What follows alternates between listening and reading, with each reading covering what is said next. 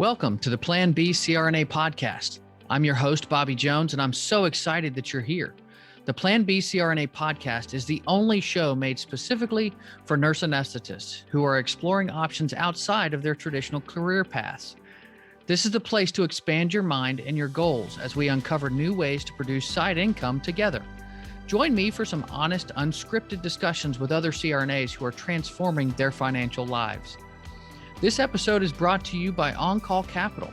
On-Call Capital is dedicated to educating CRNAs and other healthcare providers about investing outside of the traditional stock market.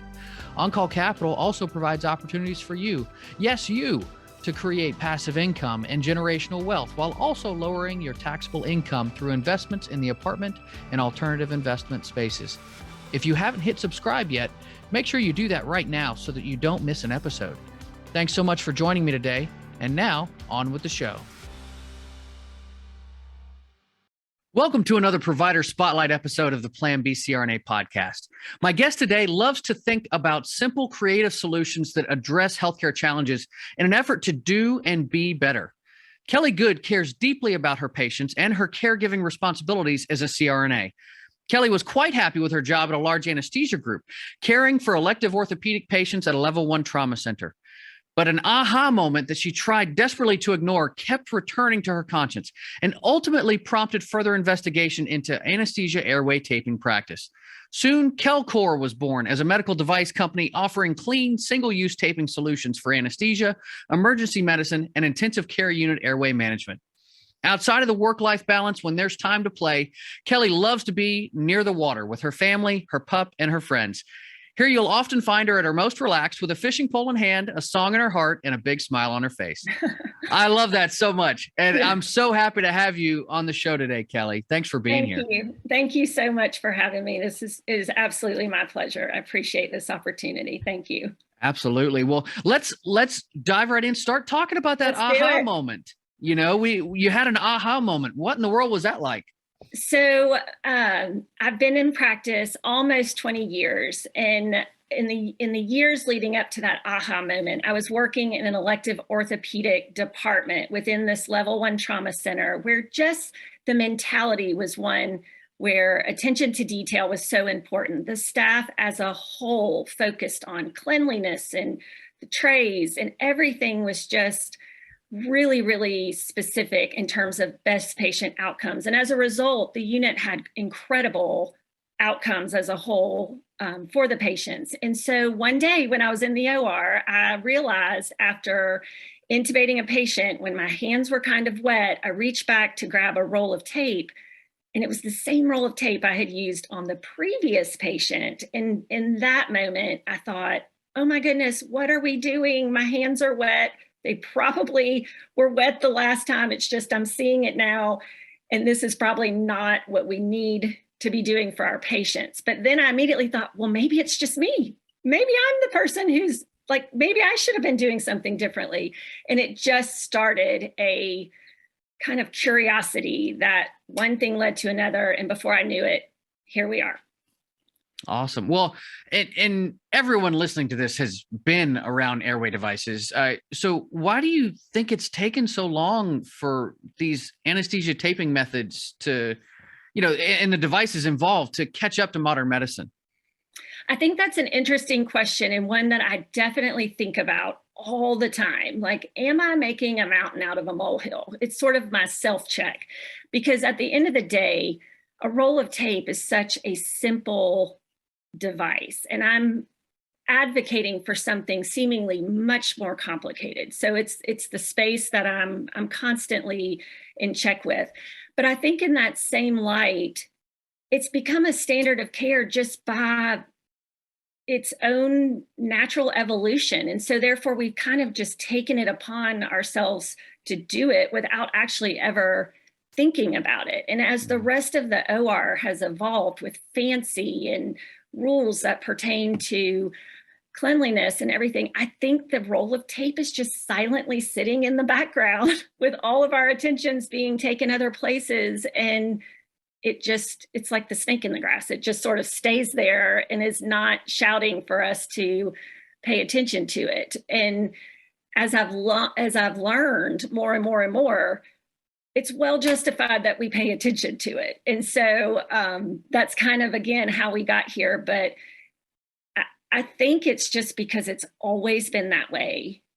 That's why it's still that way. It's a standard of care that we've just not had a reason to go back and address, because there's nothing that can specifically link it to negative outcomes, if you will.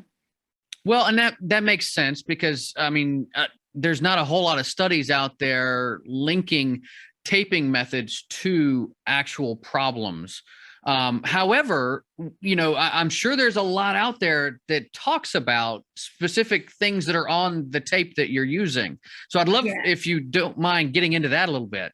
Yes. So, in our practice of anesthesia, especially during induction, where there's so much going on, there's just a lot of cross-contamination, a lot of activity, that a lot of what we're doing, just even in a case in general, it's hard to know where our highest risk moments are. We've certainly looked a lot, or the research has looked a lot at IV injection practices and hand washing practices and clean, dirty setups.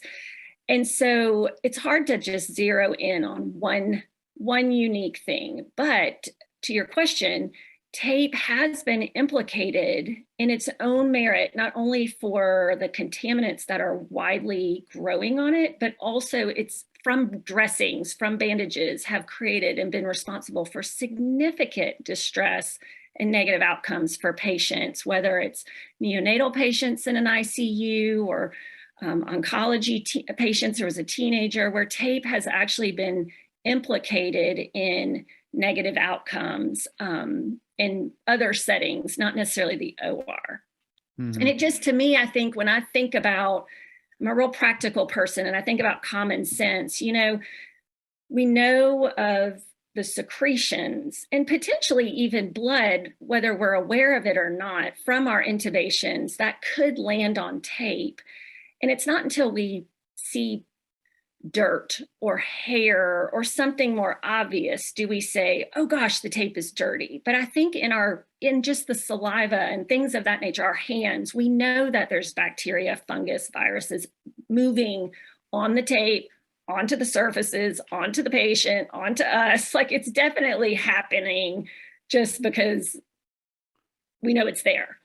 Well, it's kind of funny, because I think about, when my own career, and if something was wrong with a device or whatever, we wouldn't think twice about pitching it in the trash. Right. I mean, like, you're taught to, like, you have to do this. If something's contaminated, you have to throw it away. Right.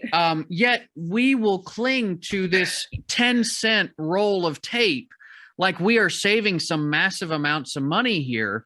And it's kind of backwards when you actually stop to think about it. But there's so much, and I guess I was used to, when you're in the operating room, you're kind of conditioned to think that everything has been looked at already before you got there. Like, there's a reason why everything is done in the certain fashions that it is.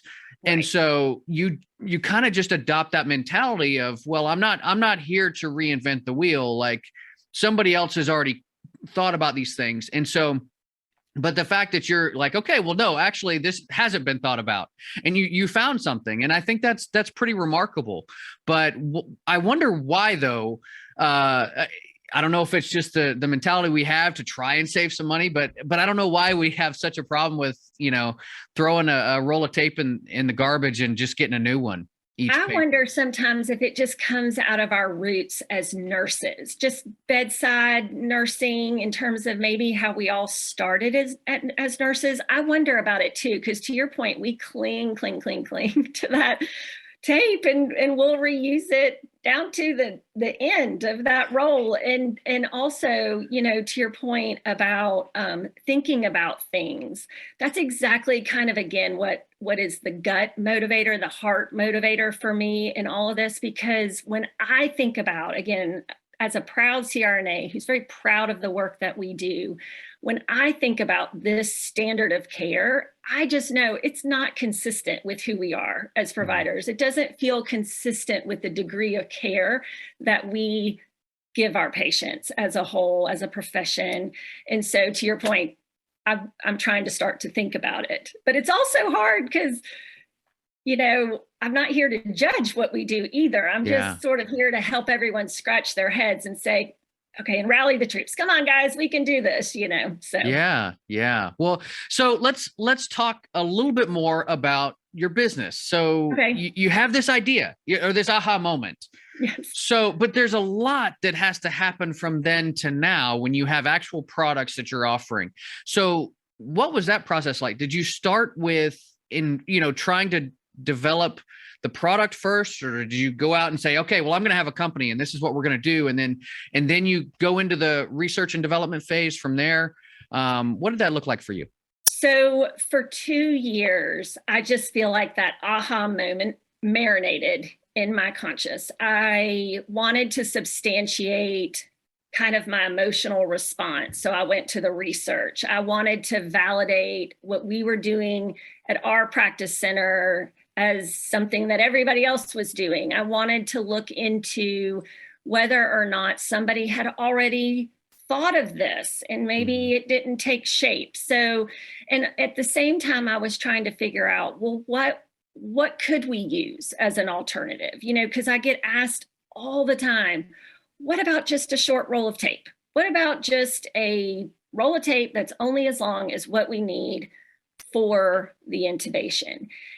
And I think that those short rolls of tape are already in existence. And what happens is instead of 5 uses, we use them 3 times. So it's that behavioral conservation component that makes it difficult not only to hold ourselves accountable, but then to enforce, and I don't mean rules enforce, but enforce just kind of as a professional upgrade.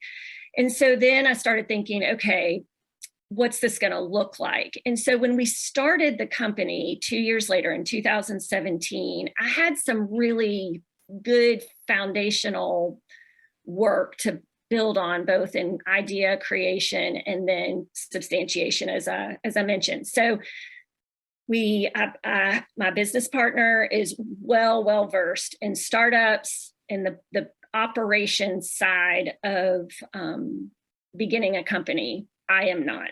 My expertise in anesthesia is something she doesn't have. So recognizing those complements, we began the march together. And it started out with actual tape and scissors and sewing machines and like arts and crafts 101. I mean, we created so many great ideas. And then we went out to manufacturers, and turns out tape isn't so easy to manufacture. So that's been like one of the biggest moments. You think something so simple would be so easy to reinvent. And it turns out it's not, because a lot of the ideas that we have had are just from what we could find out are just not manufacturable. I still think they're great ideas, but I would have to make them at home with my own sewing machine. So by necessity, the idea was made to evolve, not only for its ability to be manufactured, but also then in a cost competitive price, and then also at a way that met a standard that I felt like as anesthesia providers we wanted, in terms of how it worked on the face, the confidence we could have in it as a securing device, how it was handled on the skin.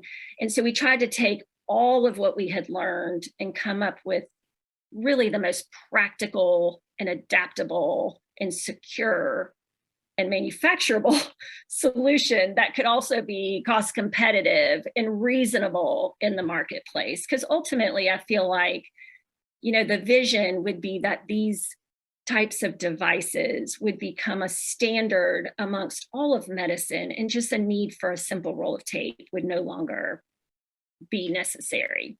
Yeah. That we could actually craft devices that really address our needs. Yeah.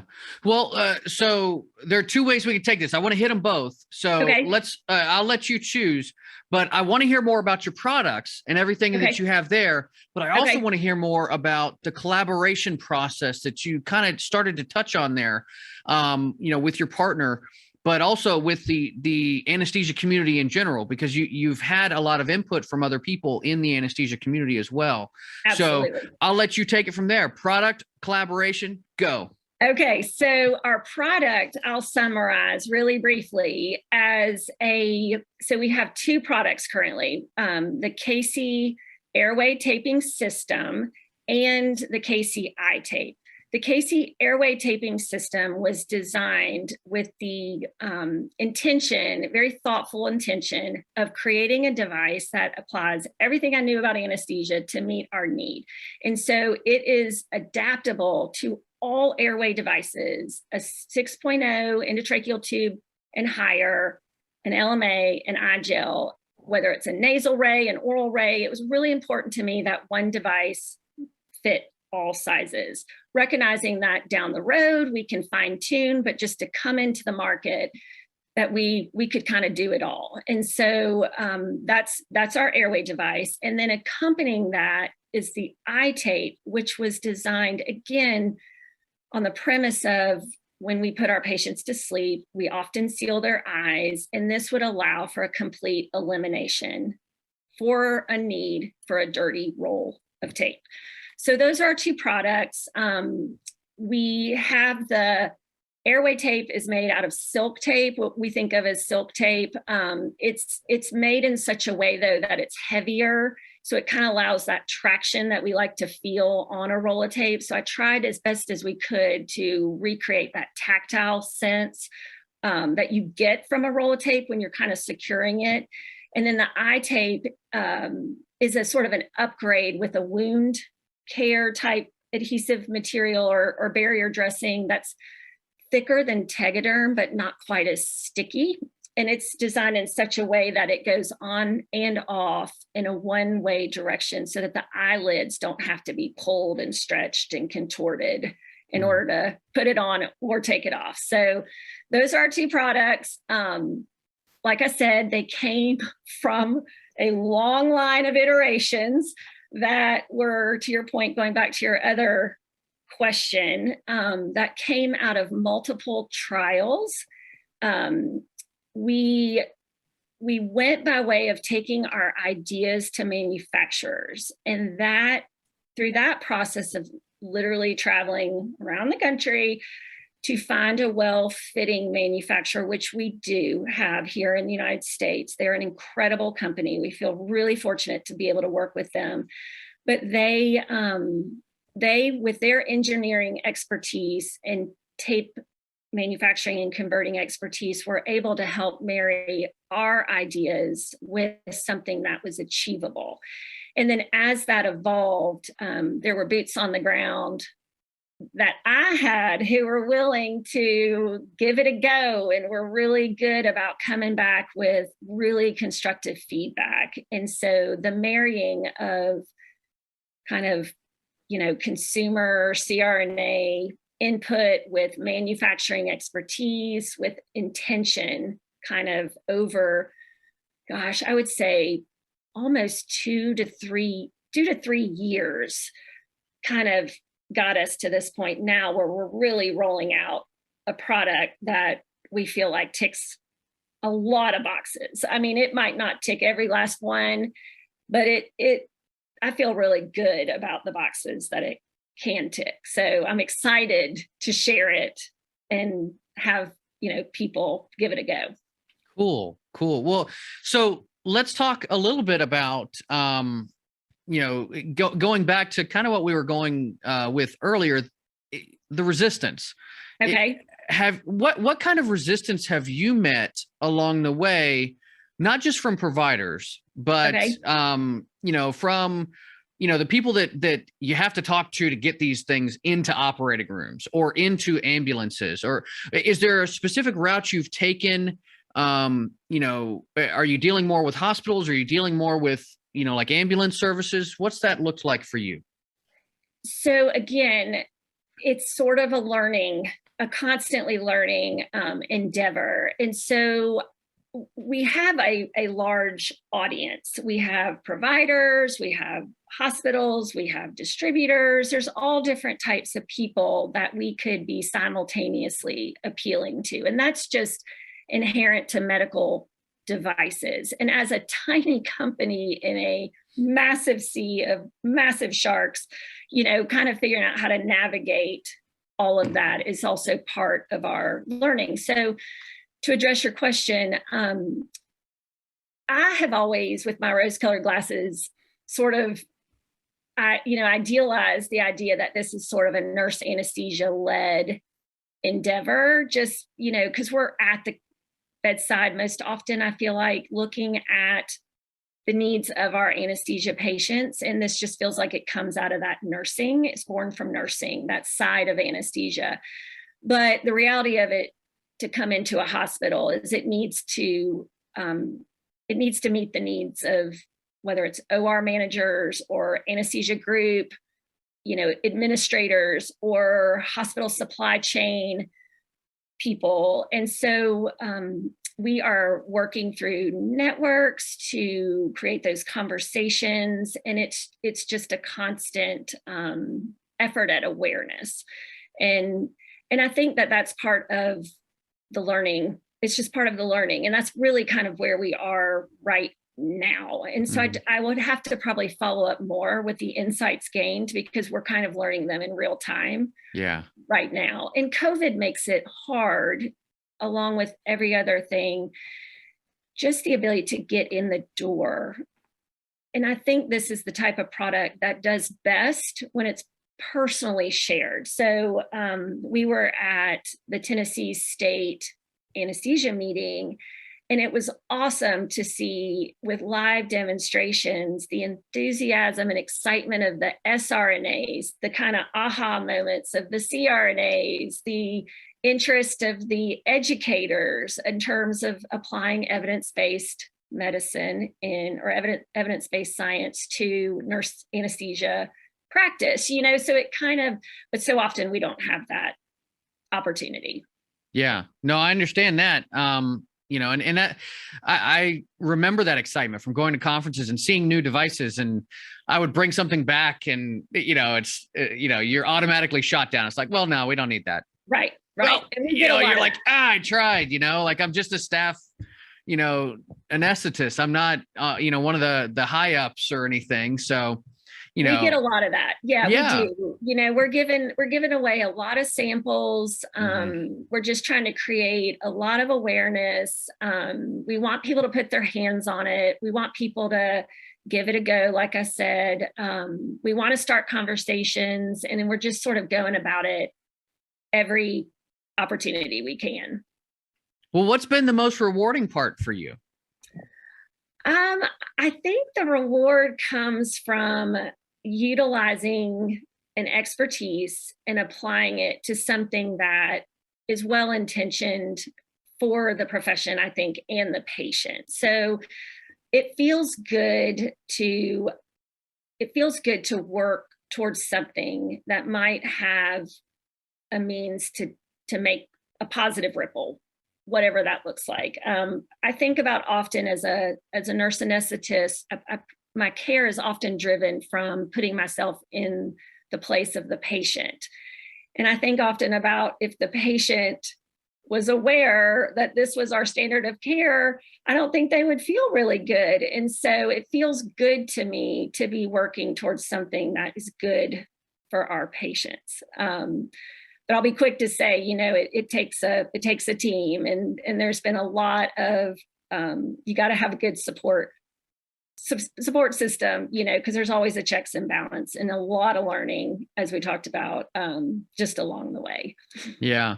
Well, and this, when I think about these, all these folks that I've interviewed that have started their own company, that have created an actual product, it's the days are long, but the years are short.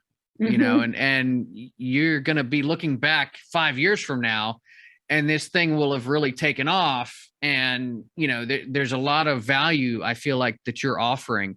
But speaking of value, what kind of advice do you have for other people who may have an idea of their own, or they're looking to get into this side of things more so than just being a practitioner?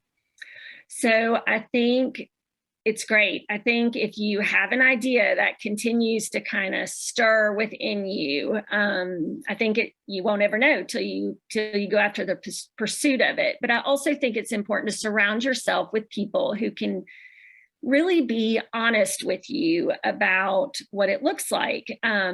We ask a lot of questions. There's several CRNA innovators that are out there working on incredible projects, and they have been incredible resources to me, and that collaboration is invaluable. So there's no reason to go reinventing the wheel if there's somebody out there who can show you the way. And I think that spirit exists in us, certainly in what I've found as our CRNA group. So I would encourage people to ask questions, lean into the resources, surround themselves with a realistic picture of what this will look like, and continue to self-check. There's nothing about it that's easy, but I think when you're pursuing something that feels really important to you, there's great opportunity for it to be very rewarding, even when it's difficult, because the growth along the way, the personal growth, the insights gained, the humility, if you will, like, I think it's all good for us in terms of the long game of life. And so I wouldn't discourage anybody from doing it at all, but I would definitely say to, inform yourself as best as you can, and then move forward with a awareness that it will probably and more than likely evolve. Like, where you start might not be where you end up, and that's okay. Being open to that is just as important as how it looks along the way. I love that advice, because and I think that's for any business owner. It doesn't matter if you actually have a physical product that you're putting out there. It doesn't matter that you're inventing something. The ability to evolve is, the world is all about change, and it's changing all the time. My business did not look at all the way I intended it to look when I first started about 2 years ago. So, I think that's just the story for all people who are looking at getting into the business side of things and becoming an entrepreneur. For sure. So, and I think there's a lot of, in medical devices, sorry to interrupt, there's a lot of ways to go. And we just started with the idea of taking our idea out there. But I do think there's probably ways where ideas can be handed off and ideas can be, and so I can't speak as much to that, but there are a lot of avenues that for folks who are interested in medical devices to collaborate, whether they take it by way of an independent company or they partner with something that's already in existence. And I just want to put that out there, just because it occurred to me. We didn't elect to go that way, but that was definitely an option. That was just not how we did it. Yeah, and I've heard that from other folks too, that you develop a product, you go through this whole process, and it's your baby, and then somebody comes in and says, "Hey, we'll buy that off you," and so then you come to that intersection where it's like, okay, well, how much more effort do I want to put into this product that's been my baby for so long? Do I want to hand that off to somebody else and let them now take care of that precious cargo, or do I want to put in the work and the hours and put in the energy to push forward some this thing that it takes time for other people to get? Right. So, that's right. Yeah. Well, this has been a great conversation. I've really enjoyed spending some time with you. And before we wrap up here, I want to give folks a chance to get a hold of you. How can they do that? I think the best thing to do is visiting our website, which is Kelcor Tape, KELCOR tape.com. There's an opportunity there to request free samples or just reach out to us and learn more. I can always be reached via email, which is simply Kelly, KELLY, at kelcortape.com. I'm here to share. We have accounts on LinkedIn. We have them on Facebook. Following along there are always great places of engagement that we're continuing to kind of utilize as best we can. as I mentioned, I kind of started, I was sort of just a day-to-day, not just day, but I was a day-to-day practitioner who was, just going about my business in the OR. And then here we are. I'm simultaneously learning the great value of social media, but we're there and people can definitely find us there as well. Awesome. Thank you so much for being here today. This has been a real treat. Thank you. I've really enjoyed it. Thank you so much, Bobby. This is wonderful. I appreciate it. Some of the coolest innovations are just simple solutions for simple problems. Kelly happened to look around her environment and spot a problem that needed solving. Kudos to her for being bold enough to carry that thought process forward to a new solution. What kind of problems are each of us faced with in our daily life that could do with a makeover? I also really appreciated Kelly's last point about not being tied to the end result, but being willing to grow and learn along the journey. One of the most challenging things about being a business owner is being willing to adapt. But working in healthcare gives us a unique skill set that really sets us up for success outside of the hospitals. Whether we're going through medication shortages, equipment changes, or a new virus variant, we are constantly adapting to a rapidly changing environment all the time. It makes sense that we could do that outside of the OR too. That's going to do it for the show today. Be safe and take care of each other out there. Thank you so much for joining me for another episode of the Plan B CRNA podcast. If you haven't already subscribed and reviewed the show, I'd be honored if you took the extra time. It really helps to expand our reach and get the word out about the show. If you're a CRNA who is interested in sharing your story on our podcast, I'd love to have you.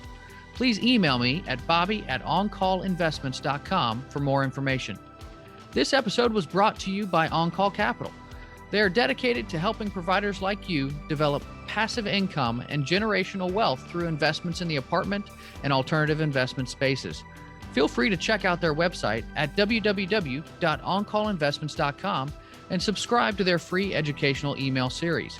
You can find On Call Capital on Facebook, Instagram, and Twitter. You can also check out our YouTube page, where you'll find all of the show episodes along with other educational videos. Thanks for listening, and we'll see you on the next episode.